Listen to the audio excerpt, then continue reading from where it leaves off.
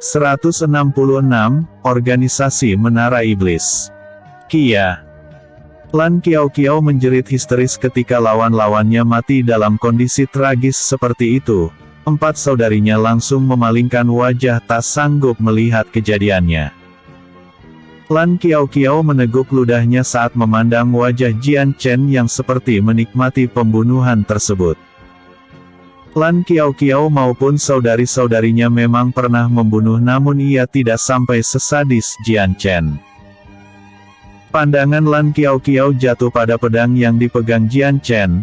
Pedang merah tersebut terlihat bersinar ketika telah mencabut nyawa lawannya. Yang membuat mata Lan Qiao sedikit terganggu adalah aura kehitaman yang samar-samar menyelimutinya pedang merah tersebut. Aura kehitaman itu membuat bulu kuduknya merinding serta ada perasaan takut ketika menatapnya. Jian Chen mengibaskan pedangnya untuk membersihkan darah yang menempel sebelum menyarungkan kembali. Ia menatap pedang Dewa Asura itu dengan perasaan campur aduk. Di sisi yang sama Jian Chen bisa merasakan begitu tajamnya pedang Asura ketika dipakai olehnya walau tanpa harus menyelimutinya dengan tenaga dalam. Tapi di sisi yang berbeda pedang itu membawa Jian Chen untuk terus bertarung dan mencabut nyawa. Jian Chen tentu menyadari efek samping menggunakan pedang tersebut, tetapi baginya, ia masih bisa mengendalikan pedang Asura dengan akal sehatnya. Jian Chen menyingkirkan jasad belasan orang bertopeng itu dari jalanan. Ketika hendak menguburkan mereka, Lan Yue mencegahnya. Biar aku saja saudara Jian, mereka tidak pantas dimakamkan dengan layak. Lan Yue menghentakkan kakinya ke tanah dengan kuat, membuat tanah yang di bawah mayat-mayat itu jadi merekah dan terbuka. Lan Yue menghentakkan kakinya kembali, tanah yang terbuka tadi seketika tertutup hingga jasad perampok itu terkubur di dalamnya. Jian Chen hanya tersenyum tipis melihatnya. Ia tidak berkomentar apapun karena niat dirinya menguburkan para pembunuh itu agar tidak terjadi wabah penyakit pada mereka yang hendak melewati jalan. Kemudian rombongan Jian Chen melanjutkan lagi perjalanannya, tidak membutuhkan waktu lama untuk mereka keluar dari hutan. Sekitar 3 jam dari hutan tersebut Jian Chen menemukan sebuah kota kecil. Ia sebenarnya ingin terus melanjutkan perjalanan, tetapi ketika memikirkan kelima gadis bersamanya, mungkin mereka membutuhkan air pemandian atau sebagainya. Pada akhirnya rombongan Jian Chen memasuki kota tersebut. Kota yang bernama Kota Sui itu lumayan ramai untuk seukuran kota kecil, terutama karena kota itu merupakan kota para pedagang. Di perbatasan, rombongan Jian Chen diberhentikan oleh petugas gerbang. Kekuatan petugas itu hanya berada di puncak alam jiwa. Jian Chen mengeluarkan kartu emasnya membuat petugas itu terkejut sebelum mempersilahkan masuk dengan penuh hormat. Wow, sepertinya kartu itu bukan kartu biasa. Tanya Lan Qiao dengan ekspresi terkejut atas reaksi petugas itu. Jian Chen tersenyum canggung. Ia menjelaskan bahwa kartu emas ini merupakan kartu pengenal mutlak dari Kekaisaran Naga. Siapapun yang memilikinya menandakan ada keterikatan pada sang kaisar. Mendengar itu Lan Qiao terkejut. Ini menandakan status Jian Chen lebih besar dari perkiraannya. Jian Chen memahami arah pikiran Lan Qiao namun ia membiarkannya. Jian Chen memutuskan untuk mencari tempat penginapan terlebih dulu. Di kota Sui, terdapat 3 penginapan yang berdiri. Karena Jian Chen menempuh perjalanan bersama seorang gadis, ia memilih penginapan yang lebih mahal dan yang paling penting ada tempat mandinya. Penginapan itu berlantai 4, Jian Chen awalnya memesan 6 kamar untuk masing-masing, namun gadis kembar tersebut mengatakan hanya butuh 3 kamar saja. Mereka mulai merasa tidak enak jika terus-menerus diberi uang oleh Jian Chen. Sebelum Jian Chen pergi ke kamarnya, ia memberikan kantong kulit yang lebih besar pada Lan Qiao yang berisi koin emas. Jian Chen menyadari bahwa mereka lebih membutuhkan uang. Ini, saudara Jian, aku. Lan Qiao sulit menerima uang tersebut tetapi Jian Chen memaksa dia harus menerimanya. Terima saja, aku masih banyak uang di cincin ruangku. Jian Chen tersenyum lembut. Lan Qiao mengucapkan terima kasihnya berulang-ulang serta membungkukkan badannya. Ia kini jadi lebih menghormati Jian Chen terlepas dari perasaan sukanya yang semakin bertambah. Jian Chen mengangguk pelan sebelum berbalik ke kamarnya. Saat itu Jian Chen tidak mengetahui keberadaan rombongan mereka ke kota itu justru membawa malapetaka bagi kota Sui. Jian Chen jelas tidak menyadari siapa identitas yang dia bunuh sebelumnya. Salah satu di antara mereka mempunyai hubungan dengan salah satu tetua Menara Iblis.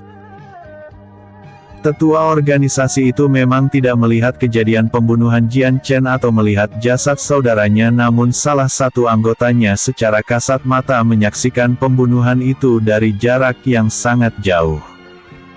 Apa kau bilang? Adikku mati terbunuh. Tetua Menara Iblis memukul meja di sampingnya dengan keras setelah mendengar laporan tersebut. Benar tetua, aku melihatnya secara langsung, ia mati terpenggal oleh lawannya. Bukan hanya itu, semua yang bersamanya juga mati dalam keadaan yang sama. Tetua Menara Iblis mengepalkan tangannya dengan keras serta emosi mulai memuncak. Jelas ia tidak menyangka adiknya akan terbunuh dengan mengenaskan seperti itu. Kumpulkan semua anggota yang ada di markas, kita serang kota Sui malam ini, dia pasti ada di sana sekarang. Tidak perlu menyelidiki agar mereka tahu posisi Jian Chen sekarang, kebanyakan seseorang yang melewati hutan tersebut biasanya akan singgah di kota Sui. Tetua Menara Iblis akan mencincang siapa yang membunuh adiknya, tak peduli ia harus melawan pemerintahan sekalipun. Dengan hanya satu kekuatan markas Menara Iblis, sudah cukup membuat kota kecil itu mengalami kekacauan. Jian Chen terlebih dulu membersihkan dirinya di penginapan sebelum keluar dari kamarnya. Ia memerintahkan kelima gadis kembar untuk berkumpul karena Jian Chen ingin membahas sesuatu dengan mereka. Kelimanya tampak lebih segar ketika bertemu kembali. Sesudah membersihkan diri, gadis-gadis itu tampak terlihat lebih manis dan bersemangat. Terlihat juga wajah mereka juga berias. Kalian semakin cantik saja. Jian Chen tersenyum canggung ketika ia berada di restoran penginapan. Hampir semua pandangan terarah pada mejanya. Tentu mereka melihat ke arah lima saudara Lan ini. Rambut perak mereka yang indah serta paras kelimanya yang manis membuat siapapun sulit mengabaikannya. Wajah Lan Qiao merona karena Jian Chen memujinya sementara saudari-saudarinya hanya mengulum senyuman. Jian Chen menurunkan suara nadanya ketika berbicara serius. Yang ingin dibahasnya sekarang adalah tentang organisasi Menara Iblis. Jian Chen berencana memusnahkan mereka. Aku pernah mendengar organisasi mereka memiliki 8 markas yang jaraknya tak jauh dari satu sama lainnya.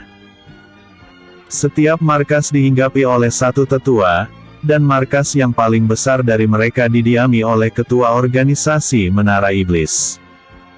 Jelas Lan Qiao. Jian Chen terkejut ketika Lan Qiao mengetahui lebih banyak daripadanya padahal mereka bukan berasal dari kekaisaran ini. Saudara Jian, kami sudah mencari harta karun di belahan tempat, biasanya sebelum kami masuk ke sana, kami terlebih dulu mengumpulkan berbagai informasi. Ucap Lan Qiao memberitahu. Jian Chen mengangguk pelan serta berdecak kagum dalam hatinya. Sedikit tidak menduga mereka ahli mengumpulkan informasi. Jian Chen kemudian mengutarakan niatnya untuk membasmi organisasi Menara Iblis tanpa tersisa sedikitpun. Kejahatan serta kekacauan mereka timbulkan kelak akan meluas sampai provinsi lain termasuk provinsi Naga Petir. Walaupun organisasi itu dihancurkan 10 tahun di masa depan, namun teror yang telah mereka lakukan masih berbekas pada korbannya. Alasan organisasi Menara Iblis busa lenyap karena Kekaisaran Naga mulai menganggap mereka sebagai ancaman sehingga mengirimkan jagoan-jagoan terbaiknya untuk melenyapkan mereka. Jian Chen jelas mengetahui kabar tersebut karena berita itu terdengar ke seluruh 12 provinsi. Jika ia bertindak sekarang, mungkin organisasi itu bisa ia atasi dengan kemampuannya. Letak organisasi Menara Iblis tertitik pada jumlah mereka yang banyak. Dulu kekuatan mereka sangat tinggi, namun jika dibandingkan sekarang, Jian Chen yakin kekuatan mereka terbilang kecil, belum lagi jumlah mereka tidak sebanyak 10 tahun ke depan yang mencapai ribuan. Masalahnya, walaupun Jian Chen bisa menghancurkan mereka sekarang, ia tidak mengetahui markas organisasi tersebut. 5 gadis itu juga sama tidak tahunya. Saat Jian Chen masih mencari solusi untuk itu, tiba-tiba dari luar terdengar suara kericuhan di mana-mana. Belum semua warga mencerna situasi, suara lonceng kota berbunyi keras yang menandakan ada penyerangan di kota Sui. Episode sebelumnya, Eps 165, menghadang perjalanan. Episode berikutnya, Eps 167, serangan kota. 167, serangan kota. Ketika keluar penginapan, Jian Chen menemukan banyak orang bertopeng yang sudah bermunculan di kota. Sebagian dari mereka sedang bertarung dengan beberapa petugas kota dan sisanya menyerang para penduduk. Para pendekar bertopeng terus berdatangan melewati gerbang. Jumlahnya yang awalnya hanya beberapa berubah menjadi belasan hingga terus sampai jadi puluhan orang.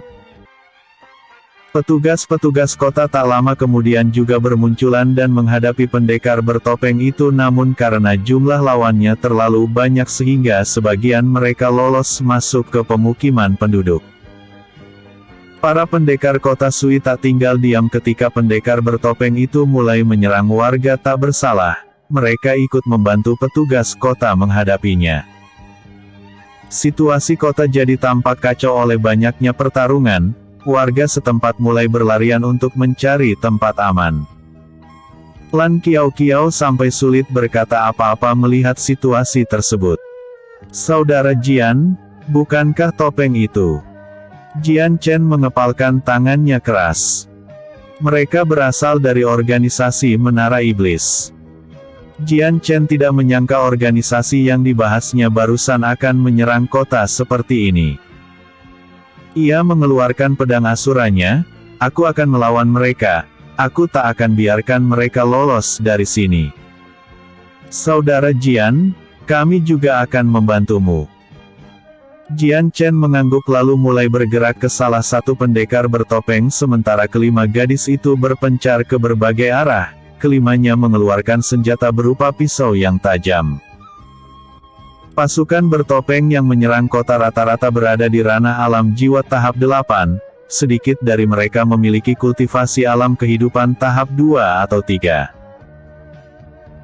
Jian Chen bergerak cepat lalu mengayunkan pedangnya pada salah satu pendekar bertopeng yang sedang bertarung. Pendekar itu tidak siap ketika tiba-tiba Jian Chen menghampirinya. Dalam sekali tebasan, Jian Chen langsung membunuhnya.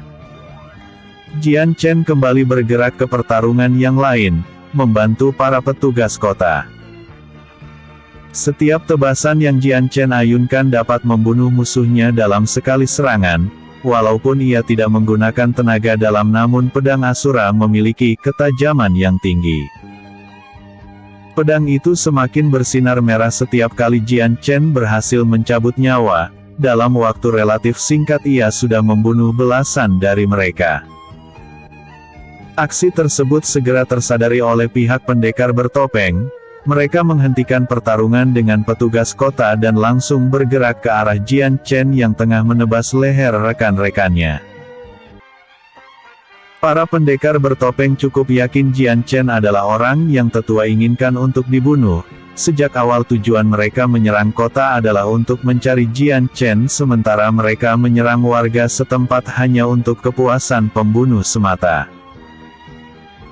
Jian Chen tersenyum tipis melihat puluhan pendekar topeng bergerak ke arahnya. Sebelum mereka mengepung dirinya, Jian Chen tiba-tiba menghilang dari pandangan mereka.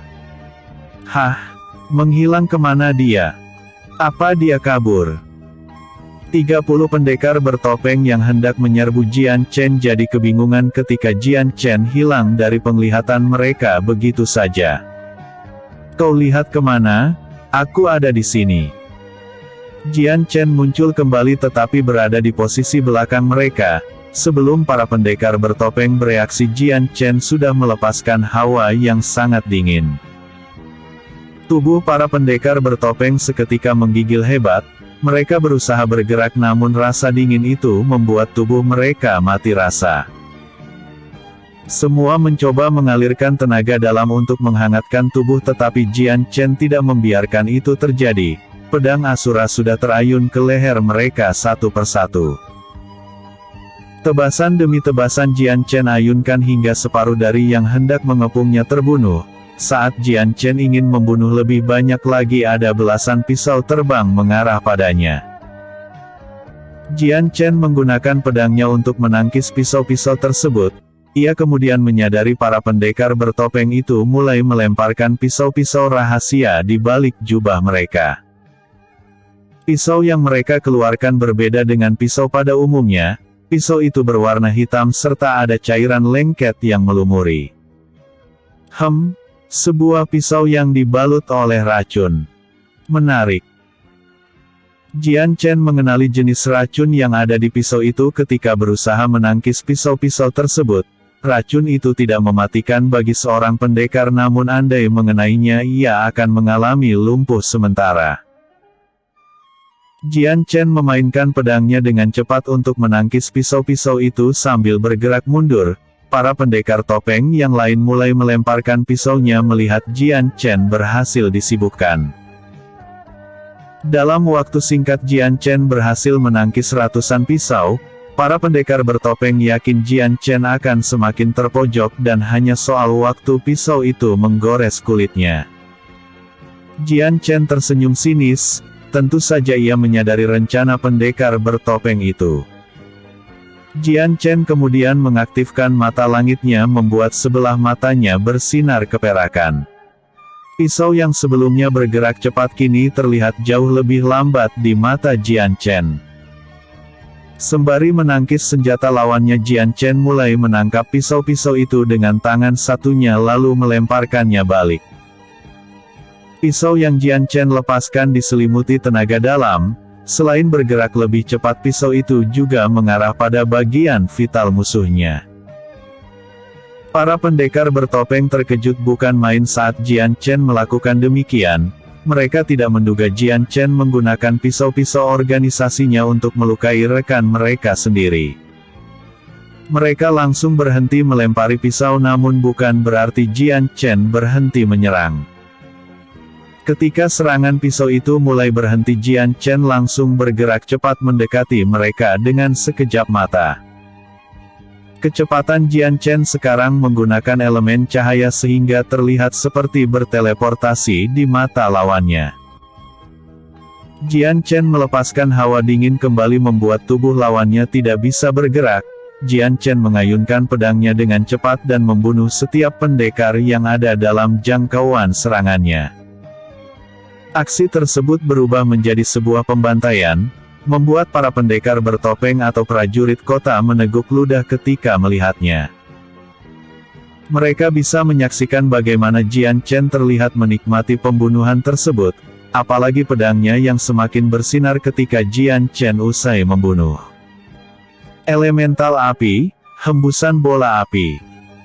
Sebuah bola api yang besar tiba-tiba muncul dan mengarah pada Jian Chen dengan cepat. Jian Chen tidak berusaha menghindarinya, ia mengalirkan tenaga dalam pada pedang Asura lalu membelah bola api tersebut menjadi dua. Barulah setelah api itu hilang Jian Chen menemukan ada satu pendekar bertopeng yang lebih kuat dari lainnya, ia berada di ranah alam bumi. Penampilan pendekar bertopeng itu juga berbeda. Jian Chen menebak bahwa ia memiliki jabatan tak biasa di organisasi dan itu memang benar karena dia adalah tetua dari Menara Iblis. Oh jadi begitu, sepertinya kau adalah orang yang membunuh adikku. Tetua Menara Iblis menatap Jian Chen tajam. Aku tidak tahu siapa adikmu. Kalian memakai topeng jadi aku tidak mengetahui siapa dia, lagian aku juga tidak mengenalnya. Jian Chen mengangkat bahunya. Tetua Menara Iblis mengepalkan tangannya penuh kebencian, ia memberi isyarat pada bawahan yang lain untuk ikut bergerak. Para pendekar topeng tampak ragu tetapi ia tak bisa membantah, mereka berharap dengan bantuan tetuanya sekarang, mereka bisa membunuh Jian Chen dengan mudah. Bersiaplah karena jika kau tertangkap, aku akan menyiksamu sampai rasa sakit terkecil yang tak pernah kau bayangkan. Tetua Menara Iblis mengeluarkan 2 pedang pendek berwarna hitam. Pedang itu telah diolesi racun yang sama. Dan setelah itu, aku akan membunuhmu secara perlahan, memakan setiap daging di tubuhmu sampai kau. Belum selesai Tetua Menara Iblis berbicara tiba-tiba ada angin yang berhembus kencang, seketika kepala tetua itu jatuh dari asalnya dan menggelinding di tanah. Di sisi yang sama Jian Chen sudah berada di dekatnya.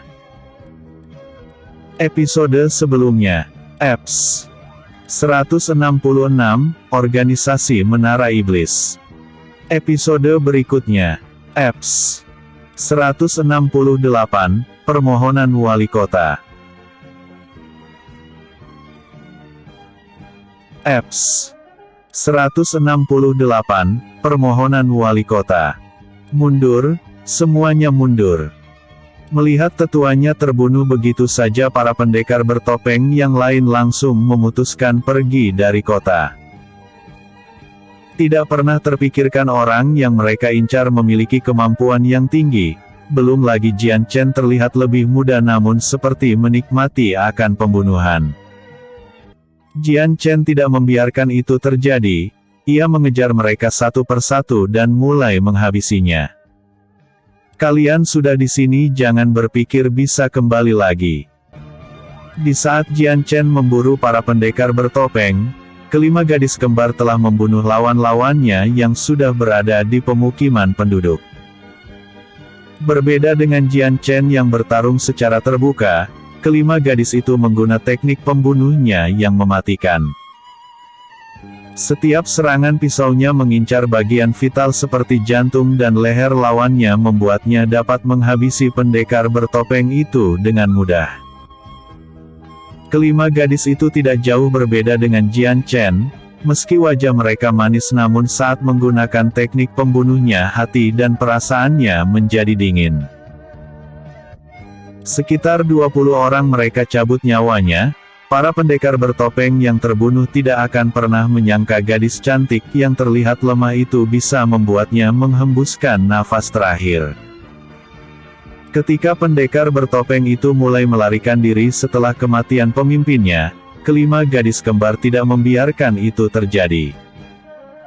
Mereka sangat membenci para organisasi jahat seperti Menara Iblis apalagi setelah menyaksikan jasad yang dibunuh organisasi itu. Menurut mereka membunuh pembunuh mungkin adalah hal baik saat situasi seperti ini. Di sisi lain Jian Chen sebisa mungkin mengejar para pendekar bertopeng hingga sampai keluar perbatasan kota namun karena jumlah mereka yang banyak serta para petugas kota yang tidak berani membantu akhirnya sebagian kecil mereka bisa kabur. Jian Chen bisa saja mengejar mereka lebih jauh sampai membunuh semuanya namun saat ini prioritasnya adalah melindungi kota Sui takut ada serangan susulan lain yang datang. Dia juga berhasil menangkap satu orang dari pendekar bertopeng itu untuk diinterogasi nanti. Ketika rombongan Jian Chen kembali ke gerbang kota ia baru menyadari tindakannya agak berlebihan. Kota Sui kini dipenuhi oleh banyaknya darah serta jasad-jasad pendekar bertopeng yang ada di mana-mana. Para petugas kota pun tampak ketakutan saat melihat Jian Chen kembali. Salah satu petugas memberanikan diri mendekati Jian Chen disusul yang lainnya. Meski agak ketakutan, mereka menyadari Jian Chen melakukan hal ini untuk menyelamatkan kotanya. Tuan Pendekar, terima kasih atas uluran bantuanmu. Jika tidak ada pendekar mungkin kota kami sudah diambang kehancuran. Tidak perlu sungkan, dari awal aku juga benci organisasi seperti mereka. Bagaimanapun mereka tidak bisa didiamkan begitu saja menyerang para penduduk yang tidak bersalah. Petugas kota bernafas lega melihat Jian Chen tidak sekejam dari yang mereka pikirkan. Jian Chen kemudian meminta pada petugas kota itu untuk menahan orang yang dibawanya. Petugas itu mengangguk dan menuruti kemauan Jian Chen lalu mengambil alih orang yang Jian Chen bawa untuk dimasukkan ke dalam penjara nanti. Jasad-jasad yang berserakan akan dibersihkan oleh petugas kota dan warga penduduk sekitarnya. Sesaat mereka merasa ngeri ketika harus mengumpulkan tubuh-tubuh jasad itu terlebih dahulu sebelum dikuburkan. Jian Chen tak lama kemudian bertemu dengan 5 kembar bersaudara yang berjalan menghampirinya. Kelimanya tampak baik-baik saja. Saat bertarung Jian Chen sempat melihat kemampuan kelimanya yang telah membunuh banyak musuhnya. Harus Jian Chen akui kelimanya memang terlatih sebagai seorang pembunuh. Saudara Jian, Anda tidak apa-apa. Lan Kiao melihat banyak bercak darah di pakaian Jian Chen jadi dia berpikir itu adalah darahnya. Aku baik-baik saja. Jian Chen tersenyum hangat. Jian Chen kemudian mengajak mereka untuk kembali ke penginapan. Kedatangan rombongan Jian Chen ke sana disambut oleh pengurus penginapan itu. Jian Chen bisa merasakan pengurus penginapan itu ketakutan ketika melihat dirinya. Aksi Jian Chen memang sudah terdengar cepat ke seluruh kota, apalagi tindakannya yang bersifat telah membantai. Entah harus senang ataupun takut ditolong Jian Chen, tetapi apa yang ia perbuat bukan sesuatu yang orang baik lakukan. Jian Chen tidak peduli dengan reaksi mereka, ia langsung pergi ke kamarnya untuk membersihkan diri lagi serta mengganti pakaian. Kelima gadis bersamanya melakukan hal serupa, mengingat hari sudah gelap mereka memilih langsung tidur di awal malam. Penginapan yang Jian Chen tempati kedatangan seseorang yang penting keesokan paginya. Ia adalah wali kota Sui yang berkunjung ke penginapan itu dan ingin bertemu Jian Chen. Kabar Jian Chen mengalahkan para perompak sudah terdengar oleh wali kota. Mendengar kabar baik tersebut ia langsung bergegas keesokan harinya untuk mendatanginya. Dahi wali kota itu seketika berkerut dan sedikit tidak percaya ketika melihat umur Jian Chen secara langsung yang seperti pemuda belasan tahun, namun ia tidak memikirkan itu lebih jauh. Jadi, apa yang Anda ingin bicarakan denganku sampai datang sepagi? Tanya Jian Chen. Tuan Pendekar, tolong bantulah kota kami.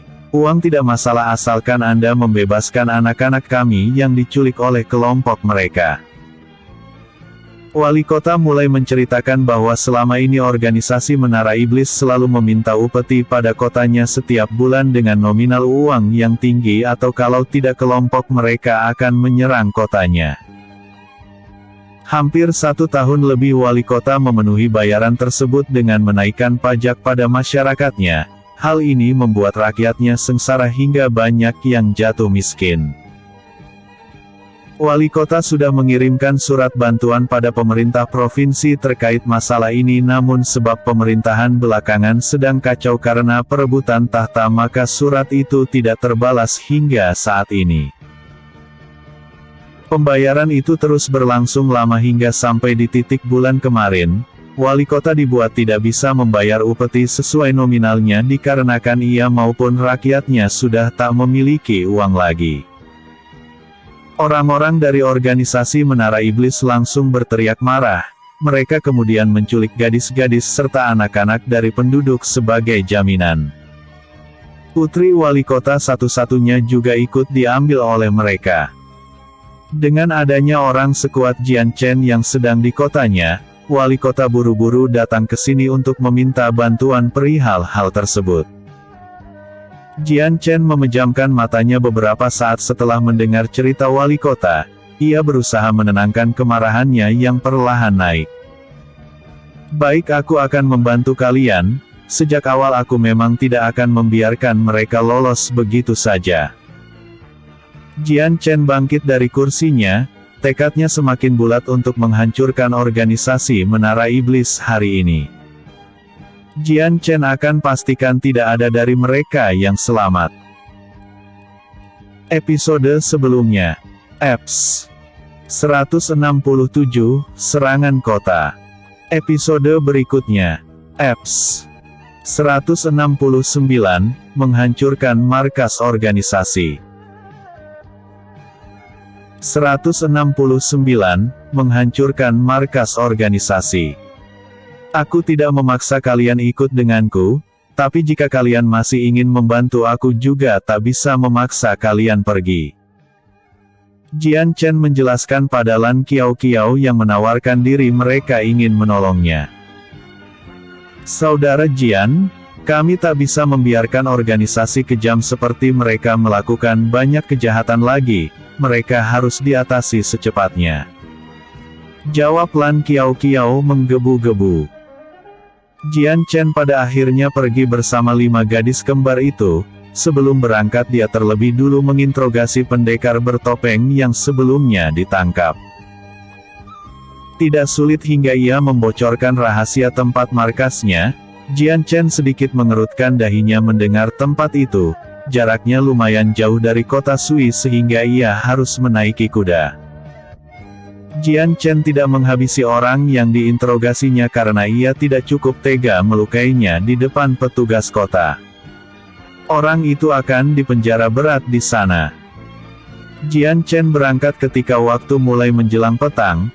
Hampir sekitar 5 jam di perjalanan ia akhirnya tiba di markas yang dimaksud. Markas organisasi Menara Iblis berdiri di tengah-tengah hutan yang rimbun.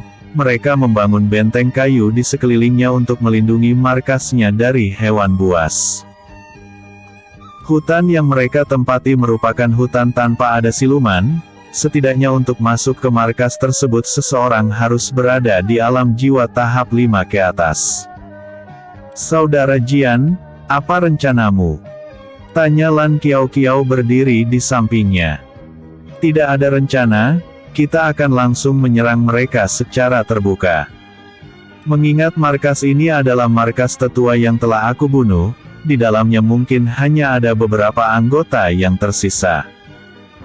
Selepas Jian Chen berkata demikian, ia turun dari kudanya lalu mulai melangkah pelan ke gerbang benteng kayu itu. Kelima saudari Lan mengikutinya kemudian. Di dalam markas, anggota-anggota Menara Iblis sedang berusaha melakukan perpindahan para tahanan. Selepas tetuanya terbunuh begitu saja mereka berniat untuk pergi dari markasnya secepatnya lalu pindah ke markas lain untuk memberikan laporan mengenai apa yang terjadi. Ketika mereka melakukan itu tiba-tiba pintu benteng kayu yang mereka bangun meledak hingga hancur berkeping-keping. Anggota Menara Iblis menjadi waspada. Ketika asap yang ditimbulkan ledakan itu menghilang ia menemukan sosok yang mereka takuti berada di depannya. Jian Chen langsung bergerak cepat menghabisi anggota Menara Iblis tanpa peduli ketakutan mereka yang terpancar. Pedang Asura terayun dan membunuh mereka dalam sekali serangan. Seketika para anggota Menara Iblis dengan ketakutan berlarian ke berbagai arah melihat Jian Chen. Sosok yang ditakuti mereka, mulai membantai rekan-rekannya. Tidak pernah membayangkan di pikiran sedikitpun mereka bisa merasakan situasi yang demikian mengerikan seperti ini. Kelima gadis kembar tak bisa membiarkan mereka kabur begitu saja, kali ini kelimanya telah mengambil begitu banyak pisau rahasia dari Menara Iblis akibat pertarungan di kota. Dengan pisau yang sama mereka melemparkannya dengan cepat, mengenai leher dan jantung musuhnya yang membuat lawannya terbunuh seketika. Tidak membutuhkan waktu lama hingga markas organisasi itu dipenuhi jasad-jasad dan darah. Bau amis memenuhi udara markas organisasi itu. Saudara Jian, aku menemukan mereka.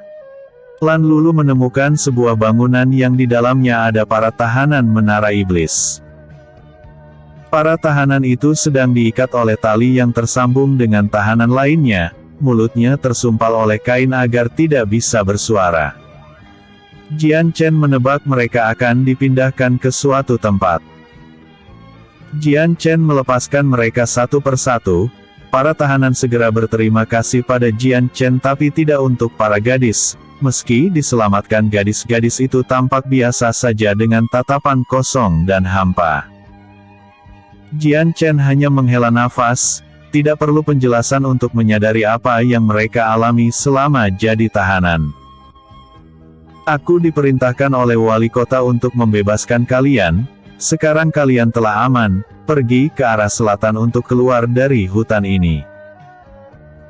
Jian Chen telah memastikan jalan selatan yang dimaksud tidak ada hewan buasnya. Para tahanan itu berterima kasih kembali pada Jian Chen sebelum beramai-ramai meninggalkan markas pembunuh. Saudara Jian benar-benar orang yang baik. Lan Qiao semakin kagum melihat sifat Jian Chen lebih dalam, seolah melupakan pemuda itu telah membantai abis lawannya. Di dalam markas menara iblis juga ada emas, senjata, juga beberapa pil sumber daya. Jian Chen membiarkan kelima gadis bersamanya yang mengambilnya. Jian Chen jelas tidak berniat berhenti di sana, ia pergi ke markas menara iblis yang lain. Setiap markas saling berdekatan dengan markas lainnya membuat Jian Chen tidak perlu mencarinya lebih lama, apalagi hari sudah malam sehingga cahaya di markas tersebut mudah terlihat. Saudara Jian, apakah kita menggunakan cara yang sama lagi? Tanya Lan Qiao. Aku sebenarnya ingin membiarkan kalian istirahat terlebih dulu, tetapi kami memiliki stamina serta tenaga dalam yang besar, Saudara Jian. Kami bahkan tidak berniat beristirahat sampai menghancurkan semua markas mereka. Jian Chen tersenyum canggung.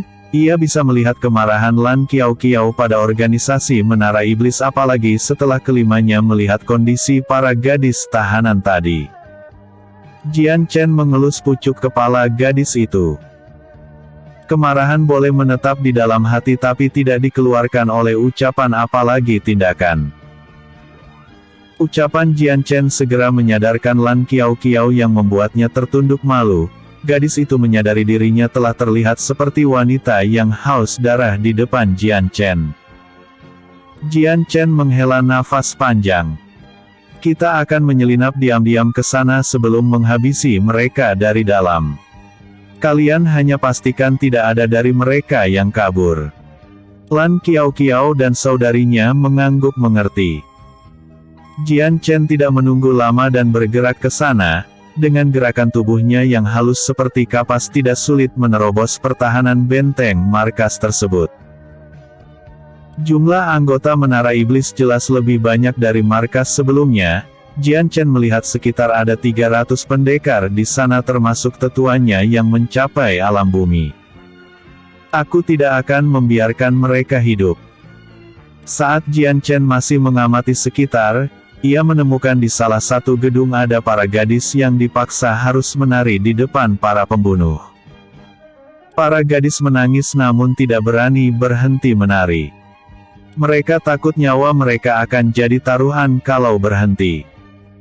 Jian Chen memutuskan memulai aksinya di gedung itu. Ia tak membiarkan para pembunuh itu mulai melakukan pelecehan pada para gadis tersebut. Ia memulainya dengan menyerap seluruh cahaya di sekelilingnya. Ruangan gedung itu seketika menjadi gelap gulita. Para pembunuh sempat kebingungan dengan situasi yang terjadi. Saking gelapnya, penglihatan mereka seolah telah hilang dari matanya. Di waktu yang sama Jian Chen sudah menyelundup dan masuk ke tengah mereka. Pedang Asura terlepas dari sarungnya. Jian Chen menggunakan teknik pedang rembulan yaitu cerminan tetesan hujan lalu mulai membantai orang-orang di gedung itu dengan cepat. Teriakan dan jeritan memenuhi kegelapan yang kelam tersebut, para gadis yang menari kebingungan bercampur ketakutan karena mereka tidak mengetahui situasinya, meski begitu mereka terus menari. Kegelapan perlahan menghilang, saat semuanya sudah terlihat kembali. Gadis-gadis yang menari menjerit tertahan saat ruangannya menjadi bersimpah darah. Beberapa dari mereka langsung jatuh pingsan sementara lainnya mengeluarkan isi perutnya. Tubuh gadis-gadis itu begitu gemetar apalagi melihat Jian Chen yang bersimpah darah. Jian Chen tidak menghiraukan ketakutan mereka. Kalian diam di sini sampai aku menghabisi semua berandalan ini. Tanpa menunggu jawaban gadis-gadis itu Jian Chen menghilang dari pandangan mereka. Jian Chen mulai membunuh semua yang ada di dalam gedung itu terlebih dahulu karena di sana terdapat banyak gadis yang disekap. Tanpa sadar pedang Asura semakin bersinar setiap Jian Chen mencabut nyawa, aura kematian yang menyelimuti pedangnya mulai menyatu dengan tubuh Jian Chen secara perlahan. Episode sebelumnya, Eps 168, Permohonan Wali Kota. Episode berikutnya, Eps 170, Menghancurkan Markas Organisasi 170, Menghancurkan Markas Organisasi 2. Jian Chen berhasil memusnahkan markas Menara Iblis yang kedua, tidak ada yang berhasil lolos dari pedangnya. Ia menggunakan cara sembunyi-sembunyi di awal pertarungan, ketika kelompok para pembunuh itu menyadari ada penyusup semua sudah terlambat karena Jian Chen telah menghabisi separuh jumlah aslinya. Para pembunuh berusaha melawan Jian Chen menggunakan jumlah tanpa tahu kekuatannya dan lawannya sangat berbeda jauh. Ketika jumlah kelompok para pembunuh sudah puluhan orang saja, barulah mereka mulai menyadari kekuatan lawannya dan mencoba melarikan diri. Sayangnya semua sudah terlambat, Jian Chen bisa mengejar mereka dengan jumlah yang sekian belum lagi 5 gadis kembarnya tidak membiarkan mereka lolos begitu saja. Jian Chen melepaskan para tahanan di suatu bangunan lalu memberikan uang yang cukup kepada mereka untuk memulai hidup kembali atau biaya pulang ke rumahnya. Tentu saja uang itu tidak sebanding dengan apa yang telah mereka rasakan terutama para gadis. Jian Chen menghela nafas, andai ia mempunyai kekuatan untuk menyembuhkan hati seseorang mungkin ia akan melakukannya sekarang. Jian Chen bisa melihat kondisi mental para gadis itu sudah hancur dan tak memiliki harapan untuk melanjutkan hidupnya. 5 saudara Lan yang masih seorang gadis remaja berusaha menyemangati para gadis itu agar melupakan hal yang telah berlalu dan hidup di masa sekarang juga masa depan. Jian Chen menggeleng kepala, jelas sekali kelimanya belum dewasa dan tidak mengerti apa yang gadis-gadis muda itu rasakan. Rombongan tahanan akhirnya meninggalkan markas setelah Jian Chen memberitahu jalan keluar dari hutan ini. Setelah semuanya telah selesai Jian Chen pergi ke markas selanjutnya. Pedang Asura tidak pernah lepas dari telapak tangan Jian Chen, dengan mendatangi markas mereka satu persatu pedang itu begitu banyak mengambil nyawa. Di malam itu ratusan nyawa telah Jian Chen ambil, pedang Asura semakin bersinar sementara Jian Chen semakin kejam dalam membunuh. Markas ketujuh akhirnya telah Jian Chen hancurkan, ia menginterogasi satu tetua di markas itu untuk memberitahukan tempat markas terakhir sekaligus markas di mana ketua organisasi Menara Iblis ada di sana. Sesudah Jian Chen mendapatkan informasinya ia memberikan hadiah sebuah kematian yang cepat dengan sekali ayunan pedangnya. Sorot mata Jian Chen menjadi lebih dingin ketika jasad di depan matanya perlahan terbujur kaku. Saudara Jian, aku sudah. Lan Qiaoqiao ingin menghampiri Jian Chen dan memberikan laporan, namun sebelum kalimatnya selesai ia melihat kondisi Jian Chen yang terlihat berbeda. Lan Qiaoqiao tidak terlalu yakin, namun ia merasakan kondisi mental Jian Chen tidak baik-baik saja. Apa karena saudara Jian membunuh terlalu banyak hingga jadi seperti ini?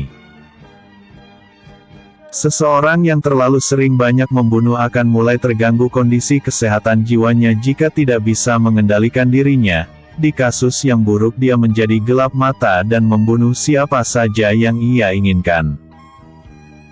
Hanya saja situasi Jian Chen terasa berbeda bagi Lan Qiaoqiao. Gadis itu cukup yakin Jian Chen sedang merasakan kesedihan di hatinya. Jian Chen kemudian melanjutkan misinya untuk pergi ke markas terkahir sebelum matahari terbit. Berbeda dengan ketujuh markasnya, markas ke-8 organisasi Menara Iblis terlihat jauh lebih besar. Masalahnya saat ini mereka telah mengetahui bakal ada serangan yang datang. Seseorang yang mungkin lolos dari markas sebelumnya telah melaporkan terkait pembantaian Jian Chen pada atasannya. Di depan gerbang kayu itu kini sudah ada ratusan pembunuh yang berjejer rapi untuk melawan Jian Chen. Jian Chen terlihat tidak peduli meski ada satu orang yang memiliki kekuatan paling kuat di antara tetua yang ditemui sebelumnya. Pendekar itu berada di ranah alam bumi tahap 8 yang memimpin sekaligus orang yang membentuk organisasi Menara Iblis. Jadi kau yang telah berani menghancurkan organisasiku? Tanya ketua Menara Iblis dengan nada dingin. Iya, dan aku akan hapuskan organisasi kalian beserta dirimu sekaligus. Kalian tidak bisa dibiarkan hidup setelah perlakukan kalian pada orang lemah. Jian Chen tidak mau berbincang lebih banyak. Ia menyerap seluruh cahaya di sekelilingnya sebelum bergerak maju terlebih dulu. Ketika sudah dekat, Jian Chen juga melepaskan hawa dingin agar tubuh lawannya tidak bisa bergerak. Pedang Asura segera terayun dan bermain indah di tangan Jian Chen. Kelima gadis kembar tidak terkejut dengan teknik Jian Chen karena sudah melihatnya saat menyerang markas sebelumnya. Mata biru mereka bisa melihat dalam gelap. Kelimanya mengeluarkan pisau rahasia lalu menembakkannya dalam jarak jauh. Dengan cepat mereka bisa menghabisi musuhnya yang masih terdiam di tempat kegelapan. Sial! Apa yang terjadi sebenarnya? Ketua Menara Iblis merapatkan giginya saat suara jeritan bawahannya saling berteriak seperti merasakan rasa sakit yang hebat. Dalam kegelapan serta rasa dingin itu Ketua Menara Iblis tidak bisa bergerak kemana-mana. Bahkan ia tidak mengenal mana depan dan belakang. Ketua Menara Iblis menganggap bahwa ini fenomena alam sampai tidak mengetahui ketika sekelilingnya terlihat kembali pasukan yang dikumpulkannya dengan susah payah hanya tersisa beberapa puluh saja dalam waktu hanya beberapa menit. Ketakutan terpancar dari Ketua Menara Iblis, tubuhnya tak bisa berhenti bergetar melihat tatapan nafsu membunuh Jian Chen. Jantungnya berdetak lebih cepat saat tiba-tiba pandangan Jian Chen mengarah padanya. Ketua Menara Iblis menyadari ia telah salah menghadapi lawan. Ia mungkin pembunuh darah dingin yang suka akan pembunuhan, namun dibanding sosok Jian Chen, pembunuhan yang dilakukannya terlihat kecil. Jian Chen membiarkan sisanya dihadapi oleh 5 gadis kembarnya sementara ia melangkah pelan menuju Ketua Menara Iblis. Ketua Menara Iblis mundur perlahan dengan ketakutan. Tunggu. Jika kau membunuhku, para tahanan yang di dalam akan terbunuh oleh bawahanku. Jian Chen tersenyum sinis. Aku tidak peduli, saat ini yang terpenting adalah mencabut nyawamu terlebih dahulu. Aku tidak bercanda. Iya, dan aku juga tidak peduli. Langkah Jian Chen semakin dekat, membuat Ketua Menara Iblis berkeringat dingin. Menyaksikan Jian Chen bertekad bulat ingin membunuhnya, ketua itu mulai meletakkan senjata dan bersujud di depan Jian Chen. Jian Chen sudah ada di hadapannya. Tuan, Tolong maafkanlah aku yang tidak terampuni ini, aku pantas mati, aku punya keluarga yang harus kunafkahi, biarkan aku hidup sebentar lagi. Kau memohon demikian, tapi apakah kau berpikir orang yang kau culik dan bunuh tidak mempunyai keluarga juga? Jian Chen merapatkan giginya, kemarahannya yang ditahan tak bisa terbendung lagi. Percayalah, kematianmu adalah hal terbaik untuk dunia ini, membiarkanmu hidup sama saja membiarkan ribuan orang lain sengsara. Tuan aku. Jian Chen tidak menunggu lagi, ia mengayunkan pedangnya dengan kuat dan menghabisi pria sepuh tersebut seketika. Episode sebelumnya, Eps 169, menghancurkan markas organisasi. Episode berikutnya, Eps 171, masa